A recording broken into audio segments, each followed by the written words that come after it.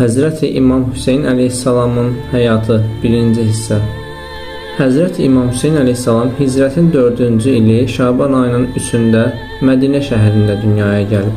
Atası İmam Əli ibn Əbu Talib əleyhissalam, anası xanım Fatimə salamullahu əleyha. Babası Məhəmməd Peyğəmbər sallallahu aleyhi və səlləm. Bu o deməkdir ki, İmam Hüseyn əleyhissalam ana və ata tərəfdən İslamın ən ali və pak soyundan dünyaya gəlir. İmam Hüseyn əleyhissalam dünyaya gələrkən Məhəmməd Peyğəmbər sallallahu aleyhi və səlləm onu qucağına alaraq qulağına əzan və iqaməni oxudu və sonra ağladı. Səhabələr soruşdu: "Ya Rəsulallah, bu körpə doğulub, sən niyə ağlayırsan?"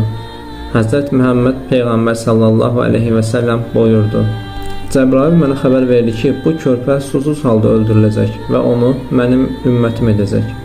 Və daha sonra buyurdu: "Ey Fatimə, bu körpəni sənə tapşırıram. Bil ki, cənnətdə onun üçün yüksək məqamlar qurulub." İmam Hüseyn əleyhissalam uşaqlıq vaxtında Məhəmməd Peyğəmbər sallallahu aleyhi və səlləmin yanında böyüyürdü. Onu hər zaman çiyninə alar və yanından ayırmazdı. Peyğəmbər sallallahu aleyhi və səlləm onu və qardaşı İmam Həsən əleyhissalam haqqında buyurmuşdur: "Həsən və Hüseyn cənnət cavanlarının ağalarıdır. Hüseyn məndəndir, mən də Hüseyndən. Allah Hüseyni sevəni sevsin. Ey Hüseyn, sənin uğrunda ağlamayan göz, mərhəmət bilməyən qəlb sahibidir."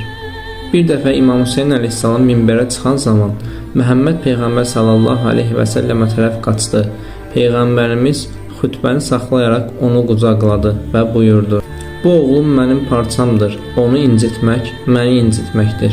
İmam Hüseyn əleyhissalam sakit, dərin düşüncəli, mehriban və çox ədəbli idi. İlahi təlimlərlə böyümüşdü. Onun baxışı belə insanı təsirləndirirdi. Kiçik yaşlarında belə oruc tutar, namaz qılar, atasının və babasının yanında Quran dinləyərdi. Peyğəmbərimiz sallallahu aleyhi və səlləm namaz qılarkən İmam Hüseyn əleyhissalam onun çiyninə çıxanda Peyğəmbərimiz bilərəkdən səcdəni uzadardı və deyərdi: "Mən bu uşağı incitmək istəmirəm." Hicrətin 50-ci ilində İmam Həsən əleyhissalam Muaviyyənin sifarişi ilə şəhid olundu. Onun şəhadətindən sonra İmam Hüseyn əleyhissalam 3-cü imam kimi zuhur etdi. İnsanlar onun imamətini qəbul etdilər. Lakin o, Muaviyyə ilə asıq qarşı durmaya getmədi. Çünki qardaşı ilə bağlanmış sülh razılaşmasına sadiq qalırdı.